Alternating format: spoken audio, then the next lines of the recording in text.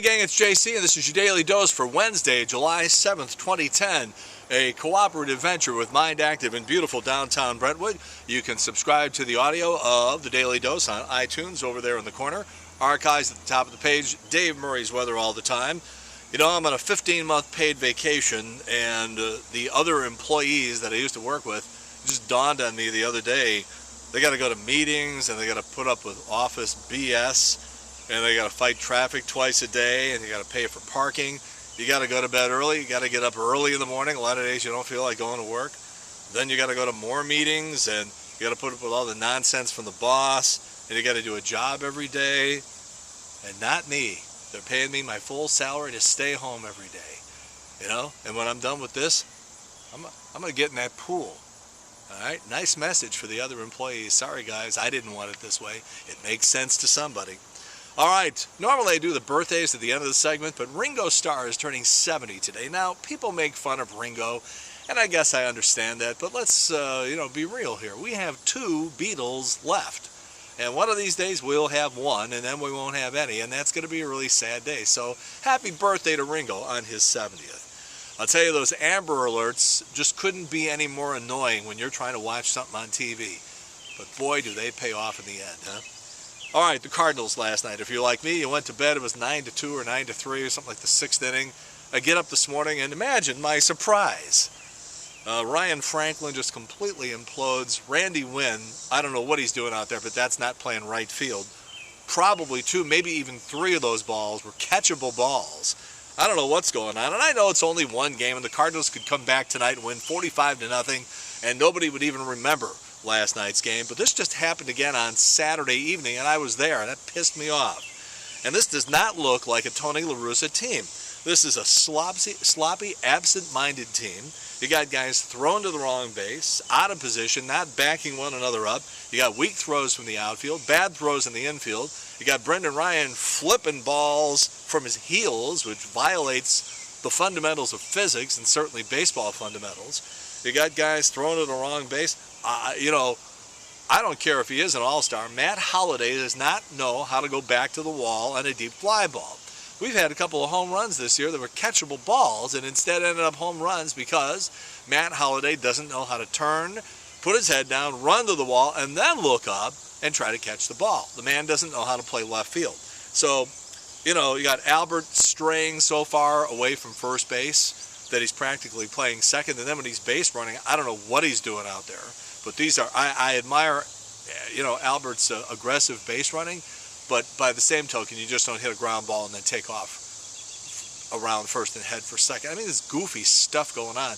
This is not a Tony La Russa team, and I can only hope that somehow they get through the next couple of days and come back sort of refurbished after the All-Star break. Otherwise, the second half of the 2010 season for your St. Louis Cardinals is going to be ugly. All right, let's get to the show business news. I think they got Lindsay Lohan's attention yesterday. She'll probably only do about 23 of the 90 days that she got sentenced to in jail, but then she's got to do a 90-day inpatient alcohol education program, and it just dawned on me, alcohol education. What is there about alcohol that Lindsay Lohan doesn't already know? All right, oh, by the way, new chick on the Weather Channel. Her name is Maria LaRosso. And there's a lot of guys out there, I'm not talking to the women right now, there's a lot of guys out there who watch the Weather Channel more than they would like to admit. Maria LaRosso, she may change your life. Larry King, who is going to be retiring from CNN very soon, says he might be opening up a bagel shop in Beverly Hills. He says he wanted to open one when he was younger, but bread hadn't been invented yet. Paris Hilton was almost arrested at the World Cup for smoking pot. Well, you got to do something to make soccer interesting. Kathy Lee Gifford and Hoda Kotb interviewed Kendra Wilkinson on the Today Show yesterday. When they were finished, they put their three heads together and tried to make one brain.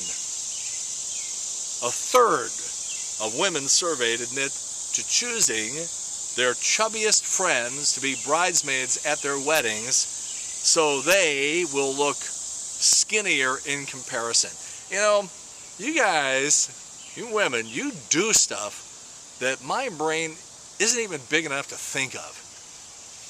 Then you get all those chubbies for your bridesmaids, and they just end up buying more cake. Harvard Medical School, new study, says men who use Viagra are over 275 times more likely to get an STD. There are two reasons. Number one, first of all, they're more active because they got new junk and they have more opportunities. And number two, if you're suffering from erectile dysfunction, you are slightly more concerned about losing your engorgement, and so you rush and I ain't got no time for no dang condom. Everybody remember Men at Work? And I guess when you really start thinking about the late 1980s, there was this craze about Australia. You had Crocodile Dundee and you had Men at Work, and people were planning these exorbitant vacations. You had to fly something like 22 hours on a plane to get to Australia, but I go shrimp on the barbie. And everybody was just nuts about Australia for a while. I think Men at Work had a lot to do with it. And of course, one of their big hits was I Come From the Land Down Under. Unfortunately, that sounds remarkably similar to a nursery rhyme called Kookaburra. And earlier this week, an Australian judge ruled in favor of the publishers of Kookaburra and against Colin Hay and Men at Work. And so now Men at Work has to fork over the royalties from their music going all the way back to 2002 and pay that publishing company. That straightened out Colin Hay's lazy eye. Who keeps marrying Tanya Harding? You know, she got married again this week. And I'm thinking to myself, just imagine you're a young single woman. Not even young. You're a single woman, but you're pleasant looking and you're a nice person and you got a good career and you got a nice sense of humor and you're fun to be with and you get along with people, but you have trouble getting dates. And I know a lot of women who fit that description. And then they pick up the paper and find out that Tanya Harding managed to find a guy. What the hell's going on? If you are contemplating the idea of a divorce, please keep this in mind.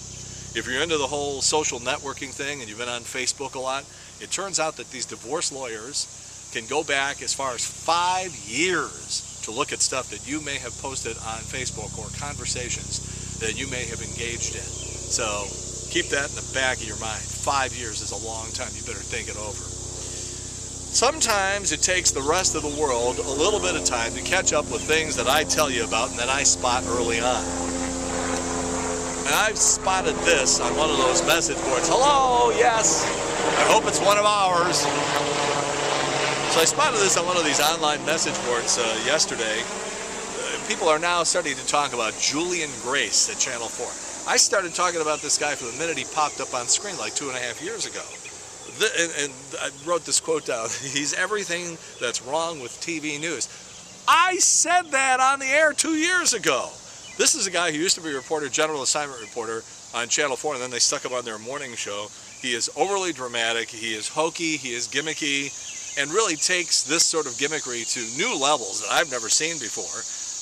He's always saying stuff like, okay, well, that's the story, and I'm going to be working with police now, and I'll get back to you and stuff. I'm thinking to myself, you aren't working with anybody.